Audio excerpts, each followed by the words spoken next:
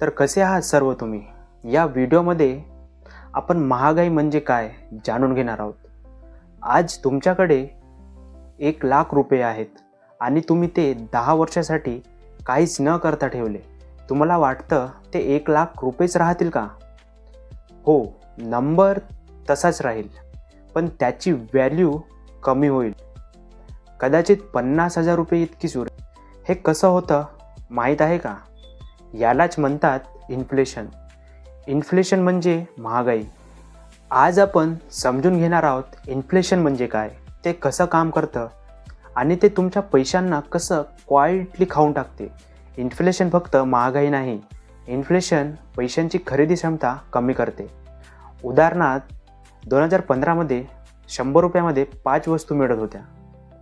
आज 2026मध्ये त्याच 100 रुपयामध्ये 3 वस्तू मिळतात. डिफरन्स बघा. म्हणजेच तुमचा पैसा कमी झाला पण त्याची ताकद कमी झाली. यालाच पर्चेसिंग पॉवर घटणे म्हणतात. इन्फ्लेशन का होतो? इन्फ्लेशनचे 4 प्रकार आहेत. पहिला आहे डिमांड पुल इन्फ्लेशन.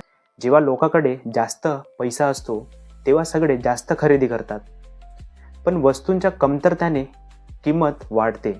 म्हणजेच जास्त लोक, कमी माल, महागाई वाढतो. दुसरा आहे कॉस्ट पुश इन्फ्लेशन. पेट्रोल, कच्चा माल किंवा मजुरी वाढली की कंपन्यांचा खर्च वाढतो. मग ते आपले प्रोडक्ट महाग करतात. हे आपलं वस्तूंची किंमत वाढवते. तिसरा आहे मनी सप्लाय वाढणे. जेव्हा सरकार जास्त पैसा मार्केटमध्ये टाकते, लोक जास्त खर्च करतात. मागणी वाढल्याने इन्फ्लेशन वाढतो. चौथा आहे इम्पोर्ट इन्फ्लेशन. भारत इंधन इम्पोर्ट करतो. जर बाहेर पेट्रोल महाग झालं की भारतात सर्व गोष्टी महाग होतात. अशी वेळ आपल्यावर येतच राहते. हे होते महागाईचे 4 मुख्य प्रकार. आता पाहणार इन्फ्लेशन कसं मोजतात.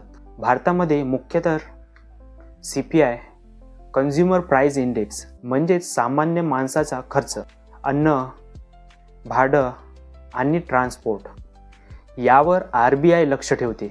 उदाहरणार्थ जर CPI 6% असेल म्हणजे सरासरी किंमत 6%ने वाढेल. आपल्यावर होणारे परिणाम, निगेटिव्ह इम्पॅक्ट, सेव्हिंगची व्हॅल्यू कमी होते, जीवन खर्च वाढतो, मिडल क्लासवर जास्त प्रभाव होतो.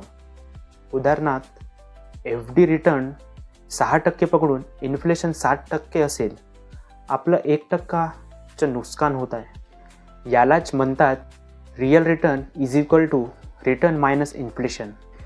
इन्फ्लेशनपासून बचाव कसं करावं? तुम्ही लॉसमध्ये आहात, तुम्हाला इन्फ्लेशन बीट करायचं असेल, stock, mutual fund, gold, real estate यावर तुम्हाला गुंतवणूक करावं लागेल. गुंतवणूक करून इन्फ्लेशनपासून बचाव करू शकतो. इन्फ्लेशन तुमचा सर्वात इनव्हिजिबल एनिमी आहे.